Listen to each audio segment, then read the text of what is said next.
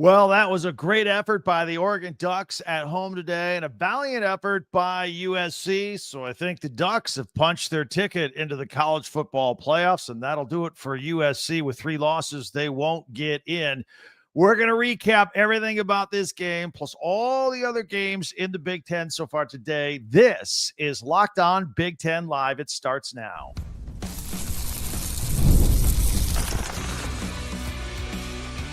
You are Locked On Big Ten, your daily podcast on the Big Ten Conference. Part of the Locked On Podcast Network, your team every day. Welcome to Locked On Big Ten Live. I'm Craig Shemon, part of the Locked On Podcast Network, now the #1 sports podcast network. Thanks for making us your first listen each and every day. We are free and available wherever you get your podcasts, and on YouTube, part of the Locked On Podcast Network, your team every day. Hey, hit that free subscribe button down below. By the way, everybody watching right now, we're like this close to 25,000. Let's get over it here tonight. Subscribe, and that way you'll never miss a single episode, because we are here every single day talking all things Big Ten. And if you could share, like, and follow, that would help us out. And you could hype YouTube videos. That would be appreciated. Today's episode is brought to you by Game Time. Download the Game Time app, create an account, use the code LOCKEDONCollege for $20 off your first purchase. So, USC, Oregon, a lot of storylines in this game weaving their way to the end result. We'll talk about every team, every Big Ten game today that's taking place. We got a couple getting ready to go as well. Plus, your live comments mixed with my immediate raw reaction. That's what makes these live ones so fun here on a Saturday. So, final score, Oregon 42, USC 27. Oregon now 10-1. They've got their season finale against Washington. USC has their season finale against UCLA with 3 losses this year. But still a good season for Lincoln Riley thus far. The atmosphere there tonight was phenomenal for this afternoon at Autzen Stadium on a nice, crisp 47-degree day. Very loud. The importance of this game, win and in, right? The college football playoffs, lose and maybe not so much. Maybe some gray area for Oregon, but certainly with USC. USC started off this game with a nice 11-play, 75-yard drive. Took 5 minutes. Jade Mayava had an 8-yard touchdown pass to Makai Lemon. Makai Lemon was all over that field today. They had 3 third-down conversions on that drive. Very impressive to take the 7-0 lead. That is the first time that Oregon had been scored on an opening drive all year like that. But Oregon answered right back.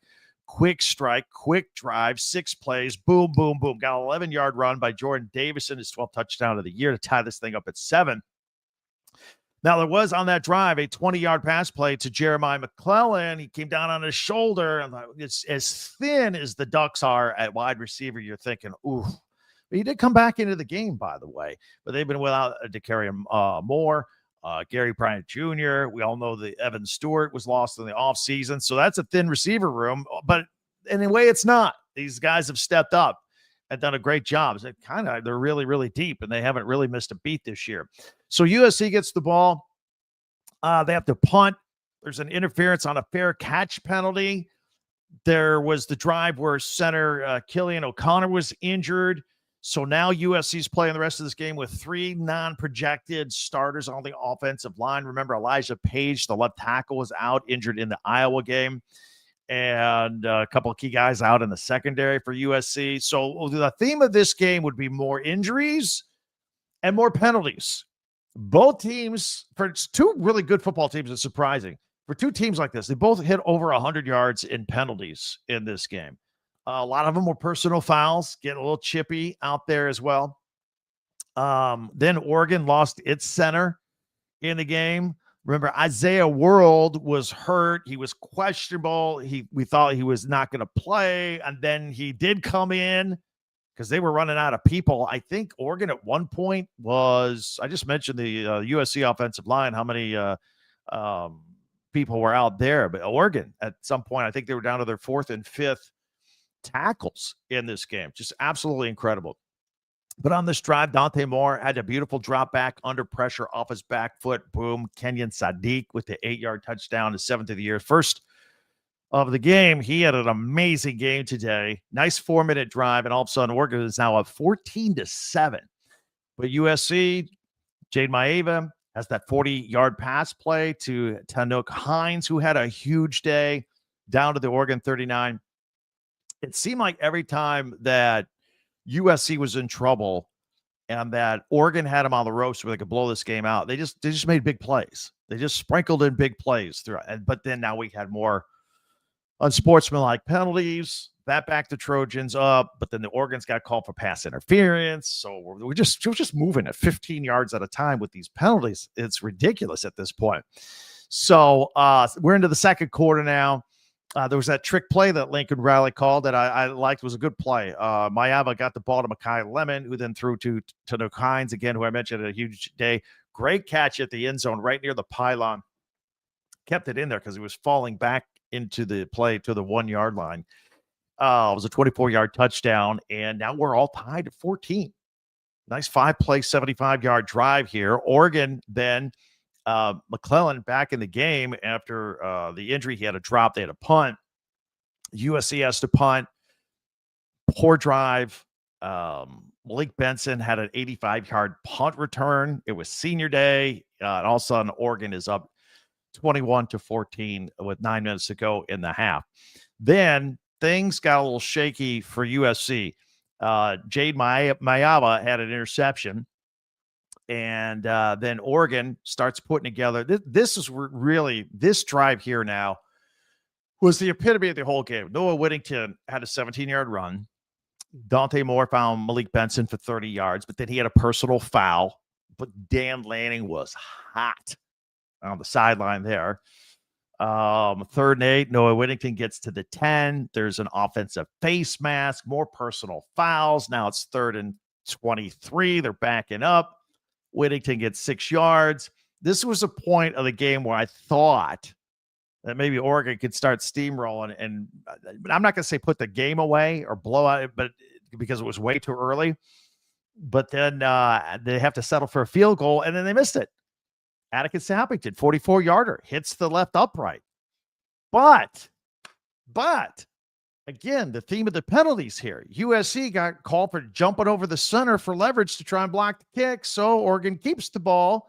Even though they missed the field goal, they got a first down. We're at the 2-minute timeout. And then there was that one play. I'll get your opinion on because I always give you my opinion on these things. Noah Whittington running toward the end zone. He was stopped for a minute, just a split second. They blew the whistle. They blew it dead, and then they got pushed forward into the end zone. Probably the right call there, but boy, that was quick. That was quick. So now it's 1st and goal. They do the direct snap to linebacker Bryce Betcher for the 1-yard touchdown.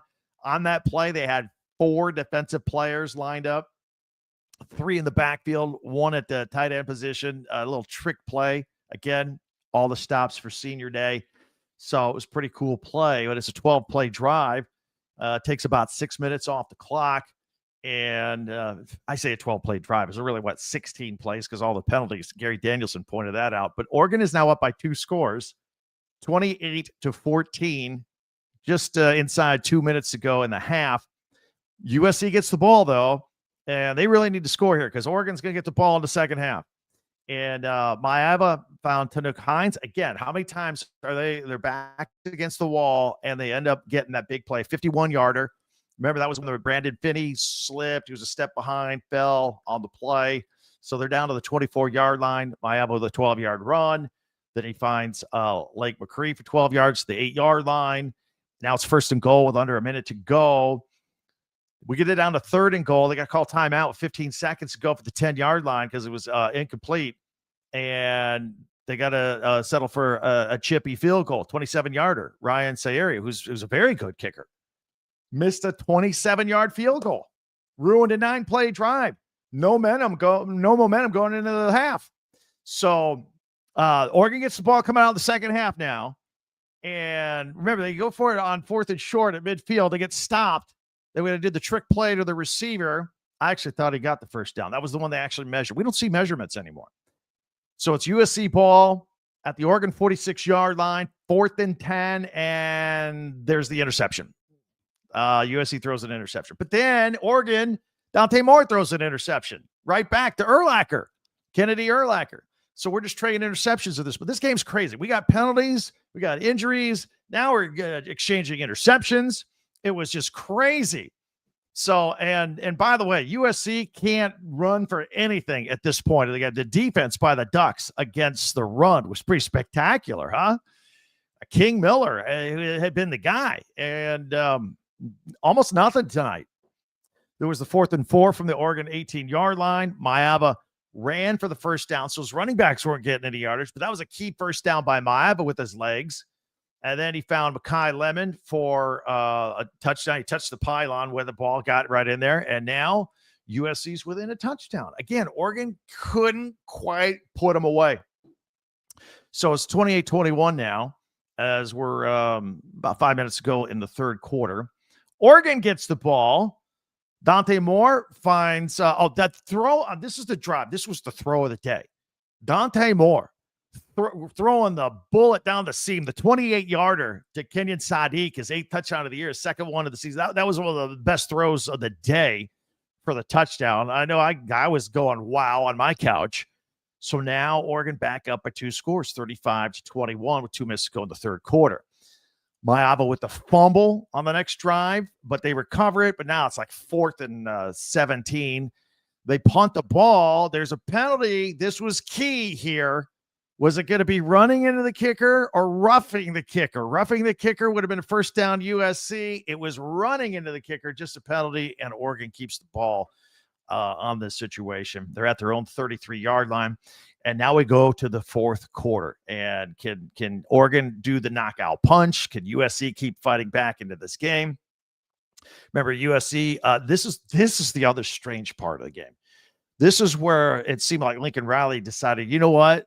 The DBs, as good as they are at Oregon, they can't cover our guys today. So they just keep throwing it downfield, and they keep getting pass interference calls, back-to-back ones. And all of a sudden, they're down into Oregon territory. I thought they should have done it more. They quit doing it. And I thought, well, they keep throwing it. Eventually, Maava did the little rollout, delay tight end pass to McCree for the touchdown, his 3rd of the season. They go for 2, trying to make it easy on themselves later on. Plus, remember, they missed the 27-yard field goal at the end of the half. These are the things he's thinking about this time. So it's incomplete on the 2-point conversion, and so Oregon's up 35-27. Now, at this point, Oregon loses its center. Another injury, and they pointed out the broadcast. All right, they're down to their 4th and 5th tackles. They're down minus their top 3 wide receivers. Now their center's gone. Kenyon Sadiq made a nice leap over a defender at this point. And now Oregon is just running the ball. Neither side was running the ball great. Oregon was always a little better at that than USC, but now it's churn and burn time, man. They're just burning clock, running the ball, and Noah Whittington gets in for a 9-yard touchdown, chewing up 6 minutes on that 11-play, 79-yard drive. And now Oregon's up 42-27 with 5 minutes to go. So phenomenal. Oregon now has one more game against Washington. They look like they're playoff bound, and USC, their 3rd loss, big game against UCLA, still a good season for the Trojans. I want to get your comments. We'll do some live comments later on. This segment, when we go Saturday night, whether Oregon's playing or not, I always get Oregon comments. So I'm expecting tons of Oregon comments. USC fans, you're welcome. Other Big Ten fans, we're going to talk about every team, every game. We'll talk about Michigan. Michigan State almost got their first Big Ten win, but they didn't. So we'll discuss things like that. And if you're just jumping on and you're new to us, hit that free subscribe button down below tonight. If everybody does it right now, we're going to go over 25,000. That was our goal this football season. We're like 100 away right now. If you could do that, that would be fantastic. Hit that free subscribe button and you'll never miss an episode. We're here every day. And if you could share, follow, and like, that would be great as well. Don't forget, we have a website, talkbig10.com. We put all of our podcasts there. If you're new to us, you can go check out what we did this week. Go for a second listen after this one about your favorite team. You can also click on the logo of your favorite school. It'll take you to a window where you can do your Christmas shopping right there. Get your favorite team logos on your shirts, pennants, all that stuff in time for the holidays. TalkBig10.com. All right. Still want to talk about that Michigan-Maryland game. Still want to talk about Michigan State-Iowa. We got some night games tonight around the Big Ten. We got a lot to do, and we'll get to your comments as well. All that coming up in 1 minute here on Locked On Big Ten Live. So college football it's rivalry week. It's big. This is as big as it gets. And we talk about the excitement of going to these games. You can go download the Game Time app and get your tickets, whether it's the games, concerts, comedy shows, anything. Download Game Time on your app, couple of taps, you got the tickets, you're going. Because you're talking with your friends, hey, let's go. But then, all right, who's going to get the tickets? Download the Game Time app. You'll take care of all of that. Plus, you have a view from the seat of the ticket you're about to buy. You can get last-minute tickets. You can actually get to college football games for as low as $25 with the Game Time app. So check it out. It's faster, cheaper, and less stressful than any other way to get tickets. So take the guesswork out of buying college football tickets with Game Time. Download the Game Time app, create an account, use the code LOCKEDONCollege for $20 off your first purchase. Terms apply. Again, that's promo code LOCKEDONCOLLEGE for $20 off.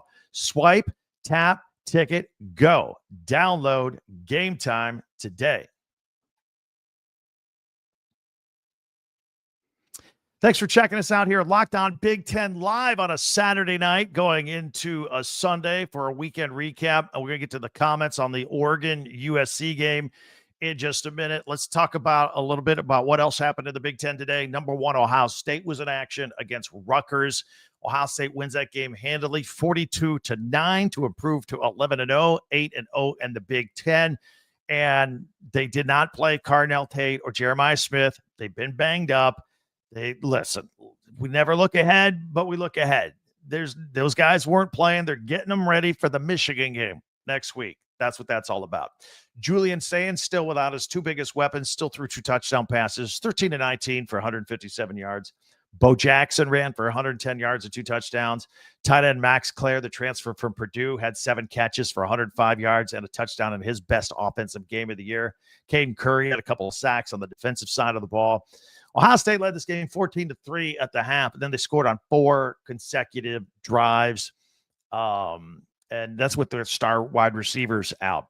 So they ran the ball 38 times, passed it 22. That was the game plan going in. Meanwhile, for Rutgers, Ethan Kaliak-Manis, 10 of 20, 81 yards. Rutgers is 5-6, 2-6 of the Big Ten. Rutgers can still can be bowl eligible with a win over Penn State next week. By the way, Penn State is up 10-0 on Nebraska right now as we are doing this live here on a Saturday night. That is early in the second quarter at Happy Valley. By the way, Ohio State, for the first time since 1973, they will be undefeated and number one going into the Big House to take on Michigan. That'll be on Saturday. You know that's the game we're going live after next week. 3:30, 4 o'clock, somewhere around there after that game is over. Mark your calendars. We'll go live after that one. Did any of you catch the Minnesota Northwestern game today? If you had the over, you won. 38-35, Northwestern with a late kick to take the 3-point lead. Minnesota missed a kick from 40 at the end to go away a loser. And there were over 800 yards of offense in this game. Northwestern and Minnesota at Wrigley Field. 73 points and over 800 yards of offense between the two of them. Unbelievable. Northwestern gets the win. They're now bowl eligible for the second time in 3 years under David Braun. Both these teams are 6-5, 4-4 in the Big Ten. Absolutely incredible. By the way, Northwestern, they were down 28-13 in the third quarter in this game before they came storming back. And this is after a game in which they got beat by a last-second field goal by Michigan the week before. This week, Jack Olson kicked his third field goal of the game to take the lead from 33 yards out with 53 seconds to go, wrapping up a 14-play, 60-yard drive. Very impressive. But then they had to hold their breath because Minnesota missed a 40-yard field goal at the end that would have tied it up. On the day, Preston Stone, the quarterback for Northwestern, his best day ever offensively, 305 yards, 2 touchdowns, 25 of 30 through the air. Caleb Komalafi had a touchdown catch, 129 total yards on the day. Griffin Wild had a touchdown catch and 111 total yards. Meanwhile, Minnesota, they were putting up points. They were scoring. Drake Lindsey threw 4 touchdown passes, 3 of them to Javon Tracy. Coy Parrish had a 93-yard kickoff return, but it was his key punt return I'm sorry, his key kickoff return late that set up at least their attempt of a field goal right after Minnesota kicked their field goal, then kicked off, and Parrish had a nice return that almost pretty much got him into a chance to kick a field goal at the end. Minnesota hosts Wisconsin for their season finale. Northwestern is at Illinois. Meanwhile, Michigan State at Iowa, Kinnick Stadium. Iowa won 20-17. Michigan State looking for the first Big Ten win of the season. They had this one. They had it. Poor Jonathan Smith. It kind of feels like the sun's setting over there for him. This game was kind of a slow burn, like most games are at Iowa. And Michigan State had the lead here. In fact, there were a couple of touchdown passes to Christian McCray from Alessio Milivojevic. Aiden Childs hasn't been playing for the past couple of weeks. So Michigan State was actually up 17-7 in this game. Iowa scores a touchdown or a field goal to make it 17-10 in the fourth quarter. Mark Gronowski had a 13-yard touchdown pass to Jacob Hill to tie the game with 1:29 to go. Michigan State gets the ball back. They can only get 4 plays and punt. And then Iowa does Iowa things, and Drew Stevens hit a 44-yard field goal with 2 seconds to go to win 20-17. So feel good for Iowa, feel bad for Michigan State on this one. Iowa 7-4, Michigan State 3-8. Michigan going into Maryland today. Michigan won 45-20. They're now 9-2. I have been saying this for weeks. A 9-2 Michigan team, if they beat number 1 Ohio State, Michigan's going to the playoffs. Let's just get used to that right now. Maryland loses its 4th straight. So after starting out 4-0, 45-20. And I thought this game might be a matchup of two guys that the battle, whoever won this would be the Big Ten freshman of the year, Bryce Underwood or Malik Washington. But remember, Michigan's coming off a game in which they turned the ball over 5 times against Northwestern. But I know he found Bryce Underwood found Andrew Marsh early for a touchdown. Remember, the running back situation for Michigan is dire right now. Jordan Marshall, Justice Haynes, both out. They're relying on Jasper Parker and Bryson Kutzel as well, who's the walk-on. They both scored today. In fact, Kutzel had a couple of touchdowns, and Parker had one late. Again, Michigan wins 45-20. We'll have more on this on our Monday podcast as well. So as we speak right now, Penn State is up 10-0 on Nebraska. This is Matt Rule in Nebraska at Penn State. Matt Rule's alma mater used to play for Penn State. Nebraska going into this ball game with TJ Lateef at quarterback, the freshman, because Dylan Raiola broke his leg a few weeks ago. And by the way, we did a podcast this week. Dylan Raiola's brother, Dayton Raiola, has decommitted from Nebraska. Some speculation about that. We kind of went through it on yesterday's podcast. You want to check that out on Locked On Big Ten. Meanwhile, you know the story with Penn State, right? Number 2 preseason playoff expectations, James Franklin getting fired. They can still win out and be bowl eligible at Penn State. Meanwhile, Illinois just about ready to kick off at Wisconsin, 7:30 Eastern on the Big Ten Network. That's right about now.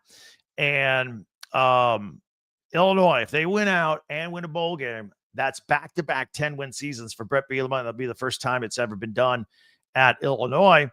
And as far as Wisconsin, you know the story there. They've just struggled all season long. It has been announced that Luke Fickell will be back next year as well, and they're going to spend more resources on the football program.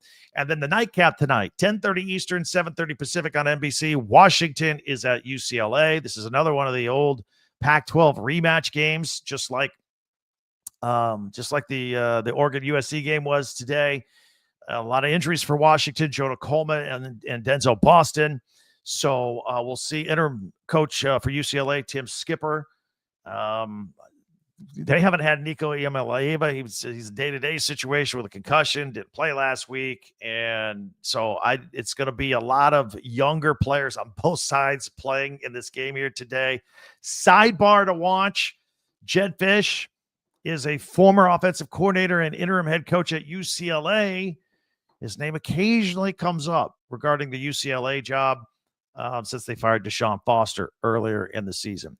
All right, we are going to get to your live comments. I'm going to jump on those and take a quick peek at what we're doing next week. Hit that free subscribe button. Be the one to push us over 25,000 tonight.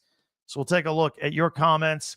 And by the way, it's always free to subscribe, and that way you'll never miss a single episode of Locked On Big Ten. And we'll take a peek at what's going on next week with our rivalry weekend live show on the weekend. All that coming up here in a minute on a live edition of Locked On Big Ten. The NBA is in full swing now. There's no better place to get in on the action than FanDuel, the official sports betting partner of the NBA. Even if you missed the start of a game and you got a hot hand or a hunch late in a game, you could jump in there as well.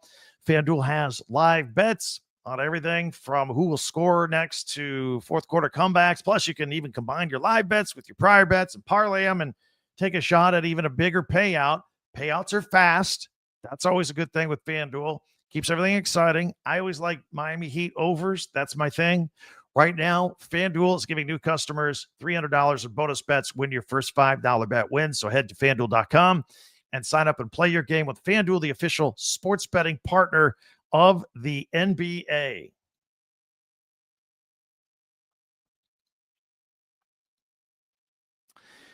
Thanks for checking us out here on Locked On Big Ten Live.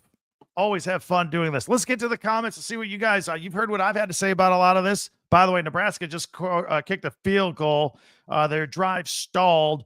8:31 to go the second quarter. Penn State up at Happy Valley 10-3 as we are live here on a Saturday night going into a Sunday morning with our weekend recap. All right, let's see what you guys have to say. A lot of comments out there today. Thank you very much, everybody, for checking in today. A lot of go Ducks right off the bat. We always get those no matter whether we go live after a Ducks game or not. It's always go Ducks. You guys are very excited. Let's see here.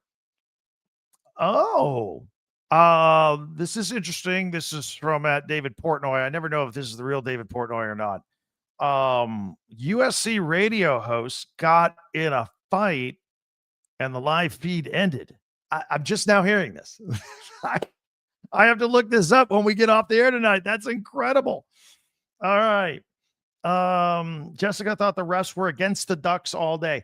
Well, when both teams have over 100 yards of penalties, I think both sides can make that argument. I thought they were a little quick on throwing some flags in a couple of cases.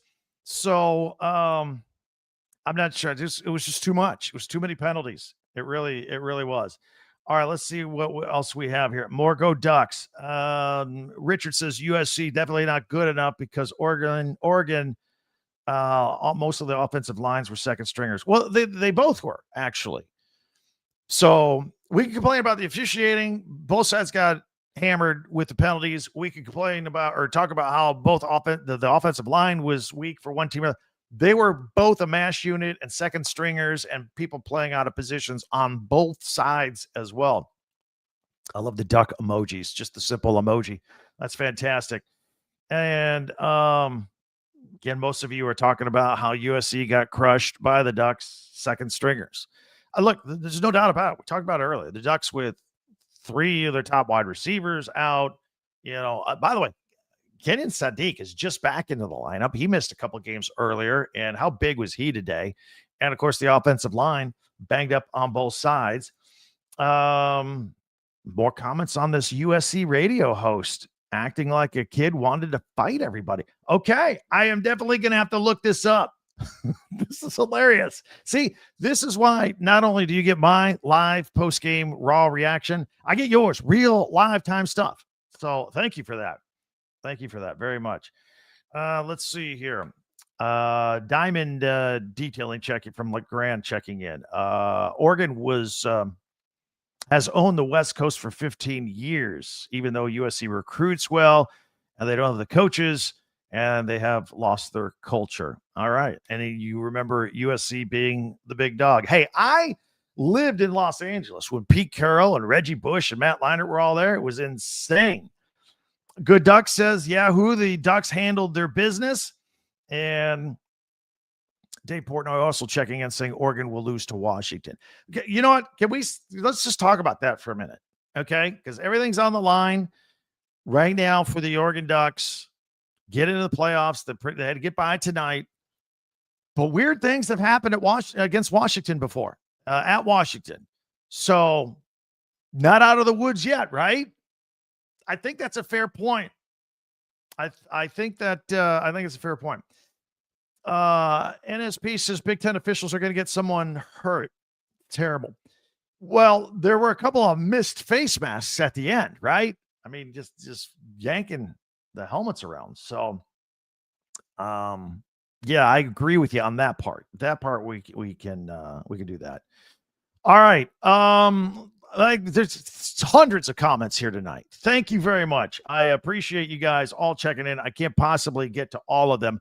I will tell you that we're here every day here on Locked On Big Ten. We cover all 18 teams, and we do multiple podcasts every day, actually. We got the news. We got analysis of the news out there every day.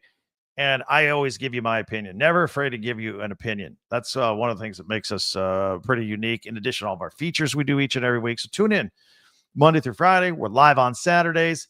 I think you know the drill right now. Saturday, Ohio State, Michigan, noon on Fox Eastern.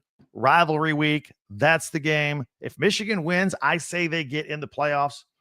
If Ohio State wins, they finish the season undefeated and presumably would take on an undefeated Indiana team in the Big Ten championship. Now, we'll know about Indiana because actually the old Oak and Bucket game against Purdue is on Friday night this year. So could have a battle of undefeateds for the Big Ten championship. But in the meantime, we will go live after the Ohio State-Michigan game. So if that's a noon kickoff, 12:15, that'll probably be a longer game. It's probably going to be about 3:30-ish, a little later than that. We'll go live next week on Saturday right after that. So in the meantime, enjoy your Thanksgiving, but don't forget to check out our podcast during the week. One last plea, hit that subscribe button, please. It's free. That way you'll never miss a single episode. We're here every single day, whether it be video on YouTube or audio on Spotify or Apple. But if, and you can download those too.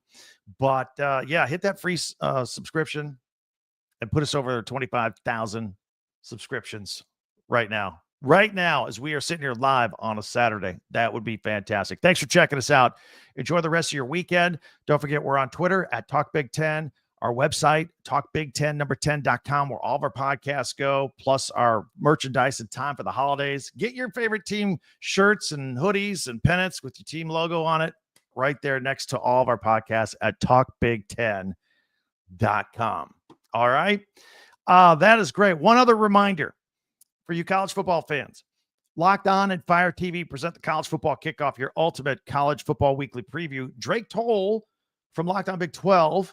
He leads the conversation along two-time AP Coach of the Year Gary Patterson and former college star Jesse Holley. And then all of our Locked On experts come together, give you everything you need to know each and every week about every single game. It's a college football preview that only Locked On can do. Catch the College Football Kickoff every Thursday throughout the season, only on Fire TV. I can't believe it's over. What a fun day this was. We'll close it out with rivalry week and the season finales for the regular season next week, but we're here every day. Monday, Tuesday, we'll be here with more podcasts for you, getting you ready for the next weekend.